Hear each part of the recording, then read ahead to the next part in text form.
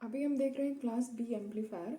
तो class B amplifier में आपको पता है कि एंगल ऑफ कंडक्शन क्या होता है, 180 डिग्री। मतलब हाफ साइकिल के लिए ही इनपुट की पूरी साइकिल में से सिर्फ हाफ साइकिल के लिए आउटपुट आपका आता है क्लास बी एम्पलीफायर में। तो इसमें हम क्या करेंगे कि दो सर्किट को यूज़ करेंगे। एक सर्किट पॉजिटिव हाफ साइकिल के लिए कंडक्ट करे और दूसरा सर्किट नेगेटिव हाफ साइकिल के लिए कंडक्ट करे। तो पूरा कंप्लीट हमारा क्या हो जाएगा, फिर फुल साइकिल के लिए कंडक्ट होगा। तो क्लास बी ऑपरेशन में मेन चीज़ यही है कि हम आउटपुट फुल साइकिल के लिए अगर हमें आउटपुट चाहिए तो उसके लिए हम क्या करते हैं, दो ट्रांजिस्टर यूज़ करते हैं। एक जो होता है पॉजिटिव के लिए कंडक्ट करेगा, दूसरा नेगेटिव के लिए कंडक्ट करेगा। तो कंबाइंड जो ऑपरेशन है वो फुल साइकिल मिलेगी हमें। कंबाइंड ऑपरेशन से फुल साइकिल मिलेगी आउटपुट सिग्नल की। ठीक है। और इस सर्किट को, दो सर्किट जो हम यूज़ कर रहे हैं, इसको पुश पुल सर्किट बोलते हैं। पुश पुल सर्किट, क्योंकि एक हाफ मतलब पॉजिटिव साइकिल के लिए आएगा और एक नेगेटिव साइकिल के लिए। तो जैसे अगर हम इसका ब्लॉक डायग्राम देखें तो एक सर्किट हमने यहाँ पे यूज़ किया, वन सर्किट, और एक दूसरा सर्किट हम यहाँ पे यूज़ करेंगे, one half circuit, one half circuit यहाँ पे यूज़ करेंगे। इनपुट यहाँ पे दे रहे हैं हम पूरी साइकिल। ठीक है। अब इसको हम ले आके यहाँ पे लोड से कनेक्ट। अब इस केस में ये वाला सर्किट जो है सिर्फ पॉजिटिव आउटपुट दे रहा है और ये वाला सर्किट जो है सिर्फ नेगेटिव। तो जो आउटपुट आपको मिलेगा इन दोनों का कॉम्बिनेशन, जो कि फुल साइकिल होगा। ठीक है। ये एसी सिग्नल हमने अप्लाई किया हुआ है। इसमें बायसिंग का कोई रोल नहीं होता है, मतलब समझो आप नो बायस है। ट्रांजिस्टर तभी ऑन होता है जब हम इस पर एसी सिग्नल अप्लाई करते हैं, इस केस में तभी ऑन होगा। ठीक है। और जो पावर ट्रांजिस्टर हम यूज़ करते हैं पुश पुल सर्किट में, वो इतने कैपेबल होते हैं कि उन जो डिज़ायर्ड पावर हमें चाहिए वो उनसे मिल जाता है। और क्लास बी ऑपरेशन जो है इसकी वजह से, क्योंकि हमने दो सर्किट लगा दिया, फुल साइकिल के लिए वो करने लगा, इसकी वजह से इसकी इफ़िशियंसी ज़्यादा होती है एज़ कम्पेयर टू जब हम एक साइकिल लगाएंगे तो ये सिर्फ हाफ साइकिल के लिए कंडक्ट करेगा, उस टाइम उसकी इफ़िशियंसी कम होगी। लेकिन जब हम दो साइकिल लगा देंगे तो पूरे एंगल के लिए 0 to 2 पाई मतलब फुल साइकिल के लिए कंडक्ट करेगा। तो उस टाइम पे एफिशिएंसी कंपेयर टू जब हम वन ट्रांजिस्टर लगा रहे हैं उसके कंपेयर में ज़्यादा होगी। अब ये कौन से सर्किट यूज़ हो रहे हैं यहाँ पे, ये हम थोड़ी देर में डिस्कस करेंगे। अभी हम देख लेते हैं कि इनपुट डीसी पावर क्या होगा।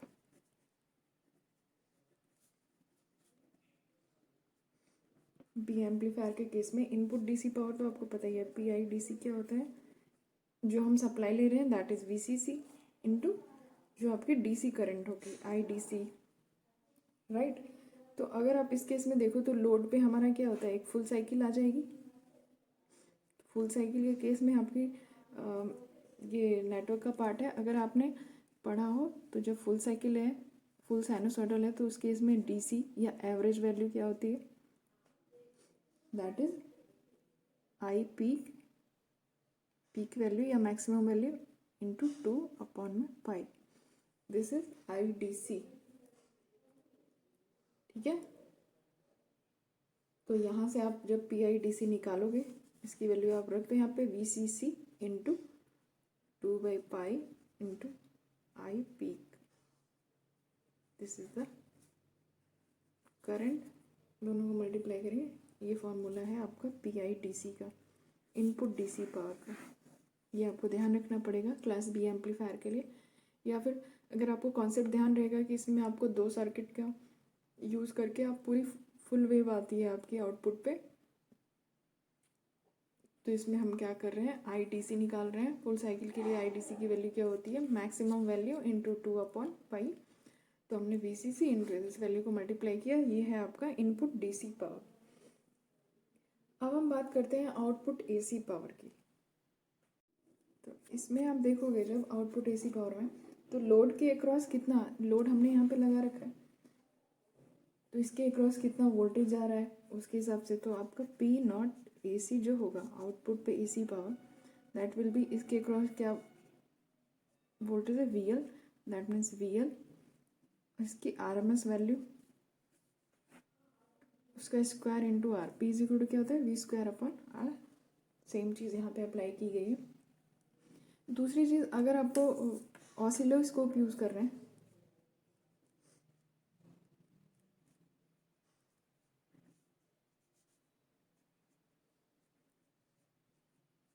ये तो तब है जब आपको, जैसे आपने वोल्टेज मेज़र किया इंस्ट्रूमेंट से, जैसे वोल्ट मीटर से आपने वोल्टेज मेज़र किया, उस केस में हमने आरएमएस वैल्यू को लिया है उसका स्क्वायर किया इंटू आर। पर अगर हम यहाँ पे देखने के लिए ऑसिलोस्कोप यूज़ कर ले रहे हैं तो उसमें आपको पूरी वेवफॉर्म दिखेगी, उसमें आप पीक टू पीक वैल्यू भी फाइंड आउट कर सकते हैं। तो उस केस में आप ये फार्मूला यूज़ कर सकते हैं, जो पीक टू पीक वैल्यू अगर आपको पता चल जाती है तो उसका स्क्वायर अपॉन में 8 into R L, 8 into R L. अगर मैक्सिमम वैल्यू के टर्म्स में लिखेंगे, वी एल सिर्फ पीक लिखेंगे या वी एल मैक्स लिखेंगे, उस केस में ये 2R। तो ये तीनों फॉर्मूले हैं, आपको जो वैल्यू पता होगी, आरएमएस वैल्यू पता होगी तो आप ये लगा देना, मैक्सिमम वैल्यू पता होगी तो आप ये लगा देना, और पीक टू पीक वैल्यू अगर आपको गिवन होगा तो ये फॉर्मूला यूज़ कर लें।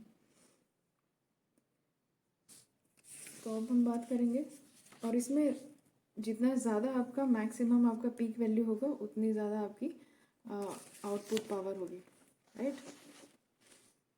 अब देखते हैं एफिशिएंसी। एफिशिएंसी की बात करें तो एफिशिएंसी हम कैसे फाइंड आउट करते हैं, एसी आउटपुट पावर अपॉन में DC input power into 100, right. अब आप देखो क्लास बी के केस में पी नॉट ए सी की वैल्यू हमने क्या निकाली है, दैट इज, अगर हम पीक की बात करें तो V L P square upon में 2RL, right. P I D C की बात करें उसकी वैल्यू क्या होती है, V C C into 2I peak upon pi, right. ये आई पी लिख लो, इसको आप डिवाइड करना है आप इसे, V L square 2RL upon V C C into 2IP upon pi into 100। अगर आप इसको देखो तो ये क्या हो जाएगा, we L square P upon में 2RL, ये आपका मल्टीप्लिकेशन में है, क्या आएगा 1 pi upon 2IP into V C C into 100।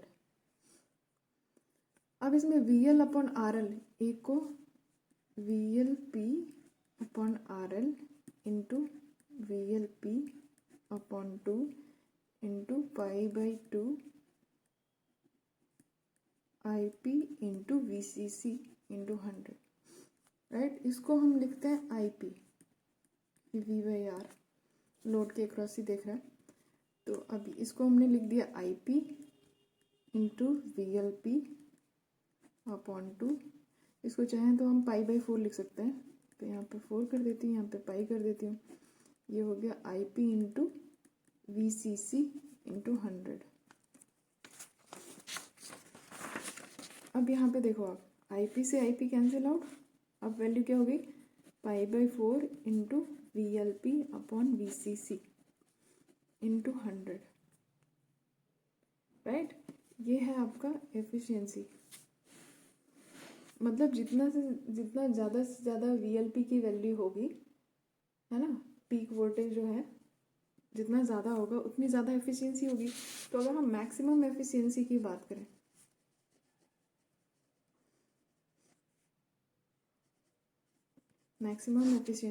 करें, तो हमें वी एल पी की मैक्सिमम वैल्यू लेनी होगी। तो वी एल पी की जो मैक्सिमम वैल्यू हो सकती है, लोड के क्रॉस मैक्सिमम वोल्टेज कितना जा सकता है, जितना हमने सप्लाई दी है वो पूरे का पूरा अगर आ जाता है, दैट इज़ मैक्सिमम वैल्यू। तो अगर हम उसको अगर वी सी सी के बराबर कर दें उसी टाइम पे हो सकती है वैल्यू, तो अब हम देखेंगे ईटा मैक्स, तो ये क्या हो जाएगा पाई बाई 4 इन दोनों को इक्वल कर दिया तो 1 हो जाएगा इंटू 100, राइट। तो ये कितनी हो जाएगी, इसकी वैल्यू अगर हम फाइंड आउट करेंगे तो ये होगा 78.5%। तो क्लास बी के केस में जो मैक्सिमम एफिशिएंसी होती है दैट इज़ 78.5%। मैक्सिमम एफिशिएंसी कब आती है, जब लोड के अक्रॉस सारा का सारा जो आपने सप्लाई दी है वो सारा का सारा वोल्टेज आ जाता है उस केस में। अब हम बात करते हैं कि पावर कितना डिसिपेट हुआ ट्रांजिस्टर के द्वारा। Power dissipated by output transistor, तो वो कैसे निकालते हैं हम, किसी से भी आप रिप्रेजेंट कर लो। यहाँ पे ये क्यों रिप्रेजेंट किया है 2Q से मैं बताऊंगी। तो पावर कितना डिसिपेट हुआ, जितना आपने सप्लाई दी और कितना आपको आउटपुट मिल गया, है ना। अगर मैं 10 रुपये यहाँ पे लगा रही हूँ, हमें 5 रुपये आउटपुट में मिल रहा है, तो मतलब 5 जो है वो लॉस हुआ।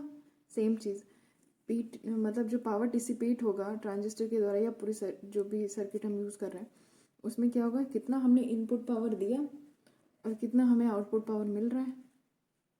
इनपुट में से मैं आउटपुट को घटा दूंगी तो बाकी जो है वो लॉस हो गया, डिसिपेट हो गया ट्रांजिस्टर के द्वारा।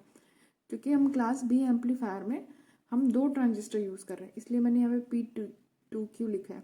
कभी कभी क्वेश्चन में पूछता है आपको कि power dissipated by output transistors यहाँ पे 2 हैं, तो उस केस में ये होगा फॉर्मूला। जब पूछ दिया जाता है कि ईच ट्रांजिस्टर का अलग अलग बताना है, मतलब हर एक ट्रांजिस्टर का अलग अलग बताना है, उस टाइम पे आप क्या कर दोगे, इसको हाफ कर दोगे। तो इसको लिखेंगे the power dissipated by each transistor.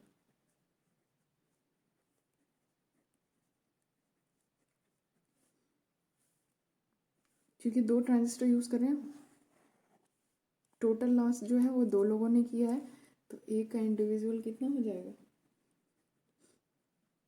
Divide by 2। तो क्वेश्चन में आपको कुछ भी पूछा जा सकता है कि power dissipated by output transistor बता दीजिए, या फिर power dissipated by each transistor या सिंगल ट्रांजिस्टर। तो उसके लिए आप ये गलतियाँ मत करना। आप ये पता चले पूछा आपसे ये क्या है, आपने इसका आंसर दे के आ गए।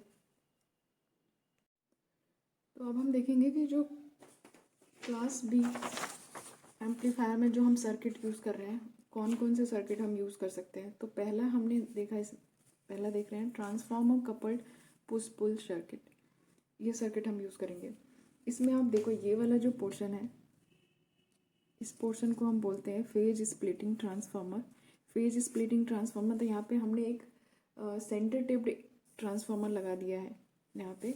मतलब यहाँ पे अगर हम कोई सप्लाई दे रहे हैं लाइक दिस, ठीक है, तो यहाँ आउटपुट पे हमें क्या मिलेगा, ये एक ये आउटपुट आपको मिलेगा, एंड सेकेंड वन यहाँ से आपको इसका जस्ट अपोजिट पोलैरिटी का। ओके, तो ये फेज 180 डिग्री फेज पे है ये दोनों एक दूसरे से, तो इसीलिए इसको बोल रहे हैं फेज स्प्लिटिंग इनपुट ट्रांसफार्मर। यहाँ पे हमने सेंटर टेप ट्रांसफार्मर का यूज़ किया हुआ है, ठीक है। इस नेटवर्क से आपको समझ में आएगा कि अगर आपको पता है कि फेज स्प्लिटिंग में हमने सेंटर टेप ट्रांसफार्मर यूज़ किया हुआ है, तो ये क्या करेगा, जो आउटपुट आएंगे वो एक दूसरे से फेज में 180 डिग्री फेज डिफरेंस होगा उन दोनों में, राइट। दूसरा, इसको हम इस वाले ये जो ट्रांजिस्टर लगे हुए हैं, ये देखिए आप NPN, और ये कौन सा ट्रांजिस्टर है, यहाँ पे भी देखो, इसको हमने बस अपोजिट डायरेक्शन में लगा दिया है, ये भी NPN,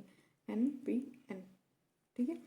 पर ये आपका कंडक्ट कैसे कर रहा है, और ये जो है आपका, इसको हम पुश पुल सर्किट बोल रहे हैं। पुश पुल क्यों बोल रहे हैं, क्योंकि एक टाइम पे किसी एक डायरेक्शन में एक पुश कर रहा है और दूसरी डायरेक्शन में ये पुल कर रहा है। मतलब ये देखो आप, जब ये आपका कंडक्ट कर रहा है, ये आपका कंडक्ट नहीं कर रहा है, इसमें आप जब देखोगे, जब फर्स्ट हाफ साइकिल आएगी, मतलब ये जब पहली साइकिल आएगी, तो ये क्या होगा, क्योंकि पहली साइकिल ये पॉजिटिव है तो ये क्या हो जाएगा, ऑन हो जाएगा। पर इसकी पहली साइकिल क्या है, नेगेटिव है, ये ऑफ रहेगा, नहीं।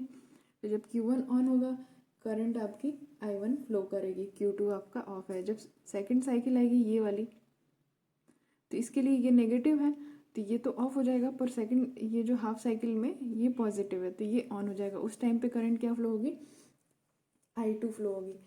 समझ में आ रहा है? तो हाफ साइकिल में ये सर्किट कंप्लीट कर रहा है, हाफ साइकिल में ये सर्किट कंप्लीट कर रहा है। तो लोड को, जो लोड है उसके लिए तो पूरी साइकिल के लिए आपका कंडक्शन हो रहा है।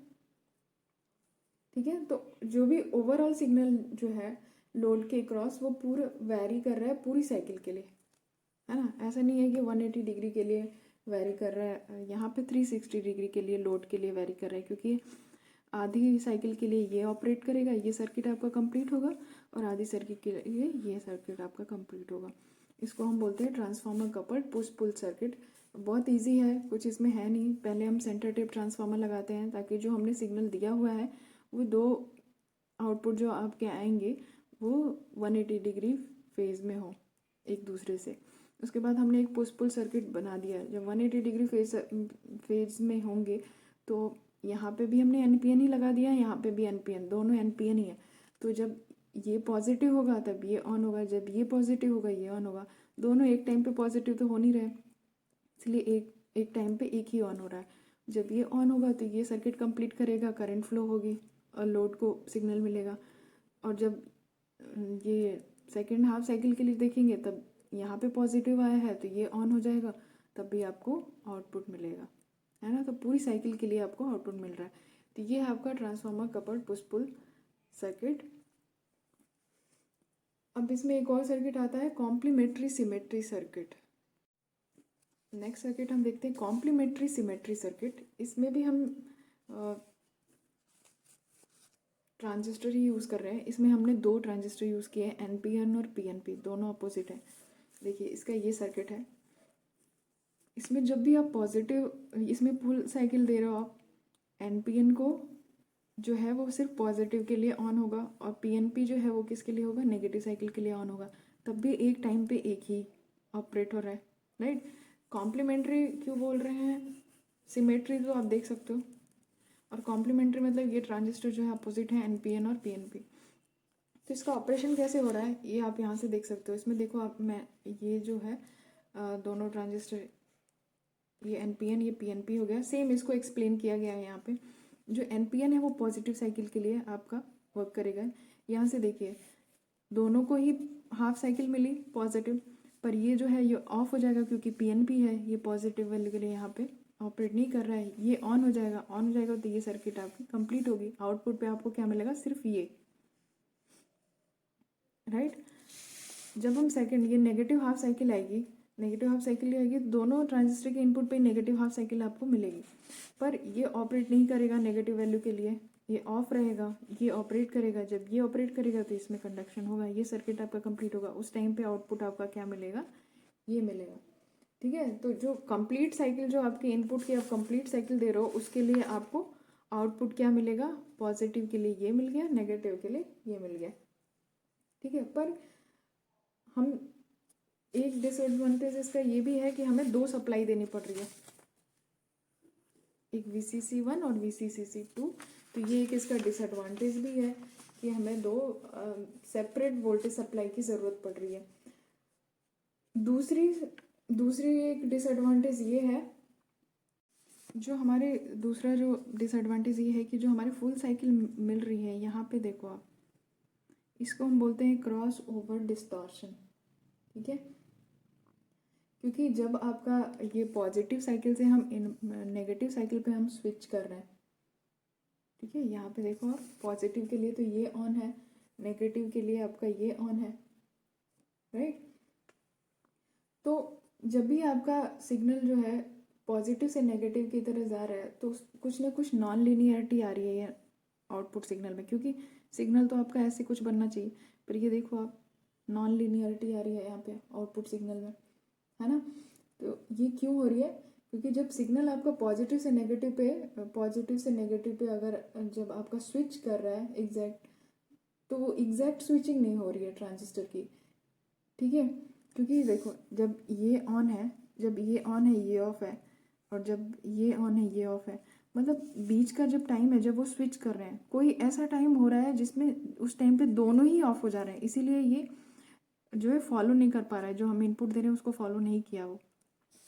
जैसे जब ये ऑन था, ये ऑफ हुआ, जब हम इसको स्विच को चेंज करेंगे, इसको ऑन मतलब इसको ऑफ करेंगे, इसको ऑन करेंगे, उस टाइम बीच में एक ऐसा टाइम आएगा जहाँ पे दोनों ही ट्रांजिस्टर आपके ऑफ होंगे, ठीक है। उसकी वजह से ये दिक्कत आ रहा है, आपको क्रॉस ओवर डिस्टॉर्शन मिल रहा है, उसी की वजह से कुछ नॉन लिनियरिटी आ रही है आउटपुट सिग्नल में। तो क्रॉस ओवर डिस्टॉर्शन आप चाहो तो लिख सकते हैं, हम इसको डिफाइन कर सकते हैं। Cross over distortion refers to the fact that, इसको मैं यहाँ लिख देती हूँ, यहाँ लिख देते हैं। क्रॉस ओवर डिस्टॉर्शन पे भी क्वेश्चन आते हैं कि क्रॉस ओवर डिस्टॉर्शन किस एम्पलीफायर में होता है और उसको डिफाइन करिए। तो आपको समझ में आ रहा है क्रॉस ओवर डिस्टॉर्शन कब होगा, जब आपके ट्रांजिस्टर जब पॉजिटिव से नेगेटिव हम इनपुट सिग्नल जब पॉजिटिव साइकिल से नेगेटिव साइकिल आएगा और ट्रांजिस्टर स्विच करेंगे, उस टाइम पे एक ऐसा टाइम होगा जब दोनों ही ट्रांजिस्टर क्या होंगे, ऑफ होंगे। उस टाइम पे नॉन लीनियरिटी आएगी आउटपुट में, मतलब जब दोनों ट्रांजिस्टर ऑफ हो गए तो कोई किसी को फॉलो ही नहीं कर रहा है, मतलब यहाँ पे आउटपुट क्या आ रहा है, 0।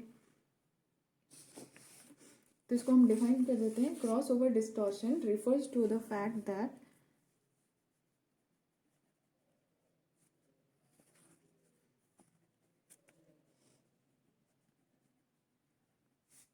during the signal crossover from positive to negative, there is some non-linearity in the output signal.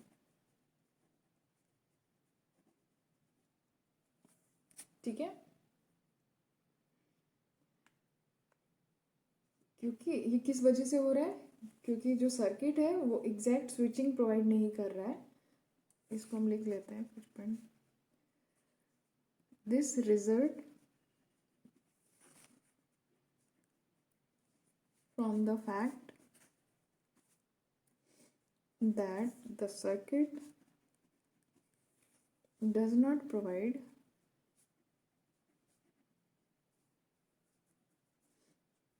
exact switching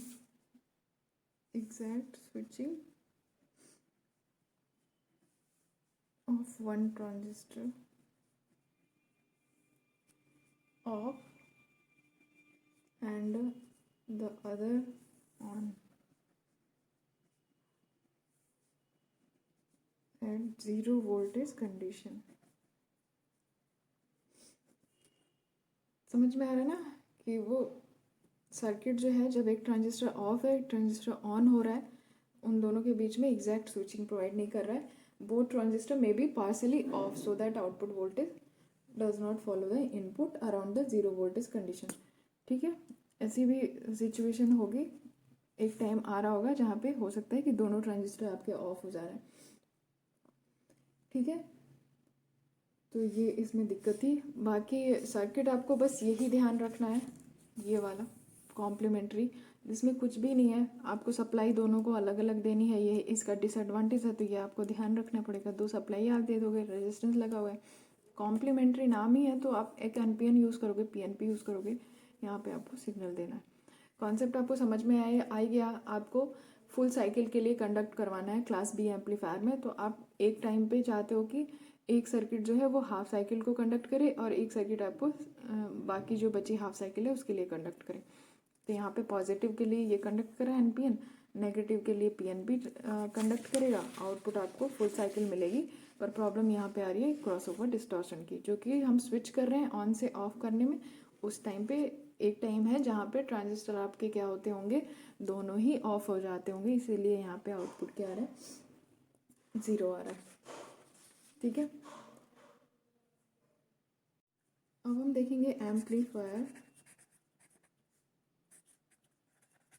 distortion.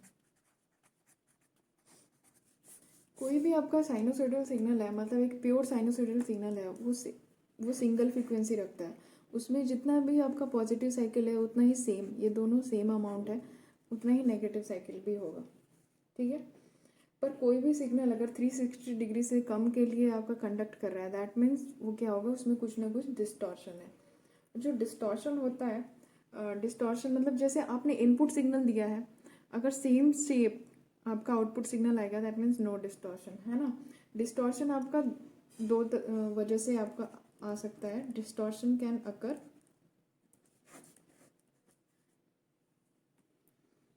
पहला हो सकता है कि जो डिवाइस है उसकी कैरेक्टरिस्टिक क्या है, नॉन लीनियर हो।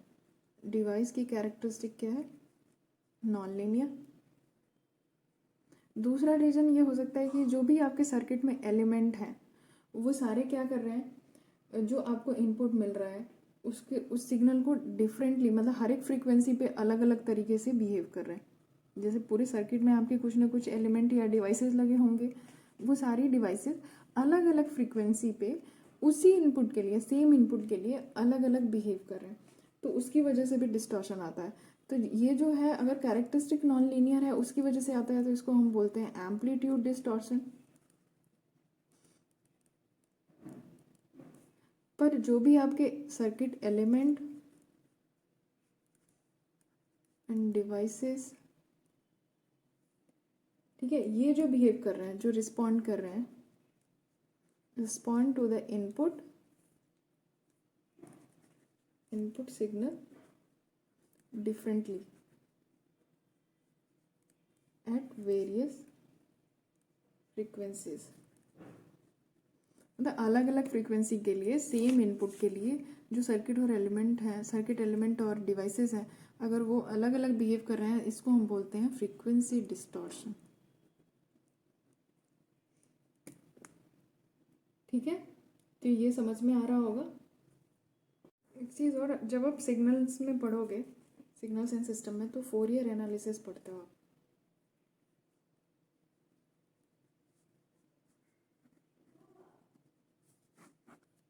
ठीक है, इससे मैं आपको डिस्टॉर्टेड वे बताना चाह रही हूँ कि क्या मतलब है डिस्टॉर्शन का। जैसे फोरियर एनालिसिस जो होता है ना, वो जो सिग्नल है उसकी जो फंडामेंटल फ्रीक्वेंसी और हार्मोनिक्स है, जो इंटीजर मल्टीपल्स के लिए ही वो अलाउ करता है, फ्रैक्शनल हार्मोनिक्स को नहीं बताता वो, only integer multiples of fundamentals उसको बता रहा है। तो उस चीज़ को मैं आपको बताना चाह रही हूँ कि हार्मोनिक्स क्या होते हैं, मैं ये बताना चाह रही हूँ आपको, क्योंकि नेक्स्ट हम देखेंगे हार्मोनिक डिस्टॉर्शन। तो उसमें क्या होता है, जैसे आपने कोई सिग्नल दिया, इनपुट सिग्नल है, अप्लाई किया, उसकी फ्रीक्वेंसी हमने ले लिया 1 किलोहर्ट्ज, ठीक है। आउटपुट सिग्नल जो हो गया वो आपका डिस्टॉर्टेड हो गया। आउटपुट सिग्नल हमें क्या मिल रहा है, इनपुट सिग्नल को एक सर्किट से हमने पास किया, ठीक है। आउटपुट सिग्नल हमें क्या मिल रहा है, उसमें हमें फ्रीक्वेंसी मिल रही है 1 किलोहर्ट्ज, 2 किलोहर्ट्ज, 3 किलोहर्ट्ज, ऐसे मिलती जा रही है, ठीक है। तो ये 1 किलोहर्ट्ज तो आपने जो इनपुट सिग्नल अप्लाई किया सेम है, वो तो सेम मिल गया। इस सिग्नल को हम इसको बोलते हैं फंडामेंटल फ्रीक्वेंसी। दिस वन, जो आपने इनपुट सिग्नल दिया था उसकी फ्रीक्वेंसी, आपने तो सिर्फ 1 किलोहर्ट्ज दिया था, पर यहाँ तो आउटपुट में क्योंकि डिस्टॉर्शन हो रहा है उसकी वजह से बहुत सारे फ्रीक्वेंसीज आपको मिलेंगे, तो this one is called fundamental frequency. और जो भी फ्रीक्वेंसी इसकी इंटीजर मल्टीपल हो, इंटीजर मल्टीपल समझ रहे हो, 2, 3, 4 से मल्टीप्लीकेशन फंडामेंटल का, जो भी फंडामेंटल फ्रीक्वेंसी है उसमें अगर आप 2, 3, 4 ऐसे इंटीजर से मल्टीप्लाई करोगे, और जो फ्रीक्वेंसी आ रही है, मतलब जैसे ये 2 से मल्टीप्लाई करोगे तो 2 किलोहर्ट्ज आएगा, इसमें फंडामेंटल में 2 से मल्टीप्लाई करो 2 आएगा, अगर 3 से मल्टीप्लाई करो 3 आएगा। तो ये सारे क्या है, हार्मोनिक्स है, इसको हार्मोनिक्स बोलते हैं। अगर हमने 2 से मल्टीप्लाई किया है तो ये आया है, मतलब ये क्या है, सेकेंड हार्मोनिक। थर्ड से मल्टीप्लाई किया है, 3 किलोहर्ट्ज आया, मतलब ये क्या है, थर्ड हार्मोनिक। ये क्या है, फोर्थ हार्मोनिक। और जो ये फंडामेंटल फ्रीक्वेंसी है, ये आपका कोई हार्मोनिक नहीं होता है, इसको हम फंडामेंटल फ्रीक्वेंसी बोलते हैं, ठीक है। और ये जो हार्मोनिक्स आते हैं वो आपके किसकी वजह से आते हैं, डिस्टॉर्शन की वजह से आते हैं, ठीक है। आपको समझ में आ ही गया होगा कि जब भी आपको कोई सिग्नल है उसमें हार्मोनिक कंपोनेंट्स प्रेजेंट हैं, तो इसका मतलब हो गया कि उसमें हार्मोनिक डिस्टॉर्शन है। तो उसको हम डिफाइन कैसे करेंगे, signal is considered to have harmonic distortion when there are harmonic frequency component. अगर उसमें हार्मोनिक फ्रीक्वेंसी कंपोनेंट्स प्रेजेंट है तो उसको हम बोलेंगे हार्मोनिक डिस्टॉर्शन। अगर मान लीजिए अब हमने लिया कि फंडामेंटल जो फ्रीक्वेंसी है उसको मैं ओमेगा नॉट मान रही हूँ, ओमेगा नॉट से रिप्रेजेंट कर रही हूँ। उसका एम्पलीट्यूड अगर A1 है, ठीक है, इसके हार्मोनिक्स क्या होंगे, 2 omega naught, 3 omega naught, 4 omega naught, ये सब क्या है, हार्मोनिक्स है। मान लीजिए जो n ओमेगा नॉट है, जनरलाइज में लिखना चाह रही हूँ, इसका एम्पलीट्यूड क्या है, AN, ठीक है। तो हम हार्मोनिक डिस्टॉर्शन को कैसे डिफाइन करेंगे, तो लिखते हैं nth harmonic distortion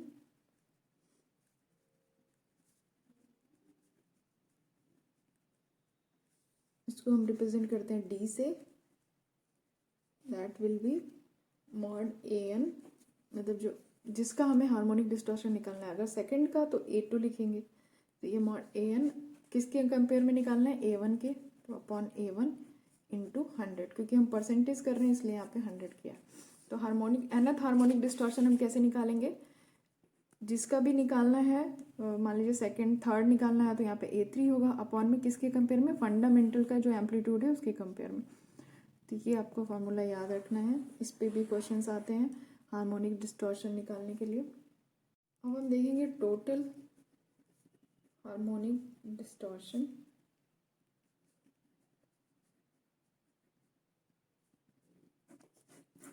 When an output signal has a number of individual harmonic distortion components, ठीक है, बहुत सारे इंडिविजुअल हार्मोनिक डिस्टॉर्शन कंपोनेंट्स हैं, तो signal can be seen to have a total harmonic distortion based on a individual elements, ठीक है। तो उस केस में हम जब टोटल हार्मोनिक डिस्टॉर्शन की बात करेंगे, परसेंटेज से कोई मतलब नहीं है, आप 100 से बस मल्टीप्लाई कर दोगे परसेंटेज में, तो उस केस में आपको हर एक जो हार्मोनिक्स दिए हैं उनका अपना अपना अगर हार्मोनिक मतलब निकाल रखा है हमने डिस्टॉर्शन, तो हम टोटल कैसे निकालेंगे, क्योंकि देखो D1 हमने क्यों नहीं लिखा, फंडामेंटल फ्रीक्वेंसी में कोई डिस्टॉर्शन नहीं है, तो फंडामेंटल फ्रीक्वेंसी है, हार्मोनिक नहीं है। हार्मोनिक कहाँ से स्टार्ट हुआ, 2 ओमेगा, 3 ओमेगा, 4 ओमेगा, ये है।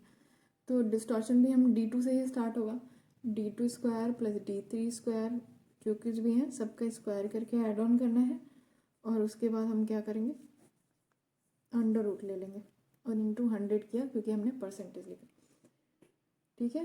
तो ये होता है आपका टोटल हार्मोनिक डिस्टॉर्शन, ये आपको ध्यान रखना है। अगर सिर्फ हार्मोनिक डिस्टॉर्शन बोलेगा, इंडिविजुअल का निकालना है, तो आपको क्या करना होगा, जिसका निकालना है उसका एम्पलीट्यूड अपॉन में फंडामेंटल फ्रीक्वेंसी का एम्पलीट्यूड इंटू 100। अगर टोटल आपको निकालना है तो सभी के आपको इंडिविजुअली हार्मोनिक डिस्टॉर्शन निकालने पड़ेंगे, फिर उनको स्क्वायर करके ऐड करो और स्क्वायर रूट ले लेंगे, तो आपको टोटल हार्मोनिक डिस्टॉर्शन मिल जाएगा।